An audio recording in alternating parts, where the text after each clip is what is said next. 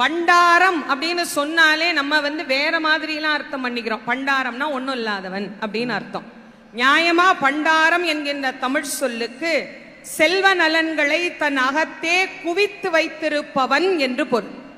செல்வத்தை தன்னிடத்திலே குவித்து வைத்திருக்கக்கூடியவன் ஏன் கோமனத்தை கட்டுக்கொண்டு நிற்கிறான்?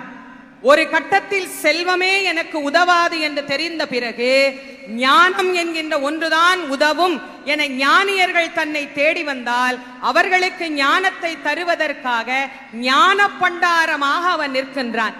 எனக்கு ஒண்ணுமே வேற வழியே இல்லைங்க, நான் பரம ஏழைங்க, என்னை காப்பாத்து முருகா அப்படின்னு ஒரு பரம ஏழை அந்த முருகனை பார்த்தா, நீ எப்பேற்பட்ட ஏழையா இருந்தாலும் இந்த பழனிக்கு என்ன ஒரு தரம் பார்த்துட்டீனா இதற்கு பிறகு உன்னுடைய வாழ்க்கை ராஜ வாழ்க்கையாகத்தான் அமையும் என்பதற்காகத்தான் ஆண்டியாக இருக்கிற இறைவன் ராஜாவாக கோலத்தை மாற்றி காட்டுகிறார்.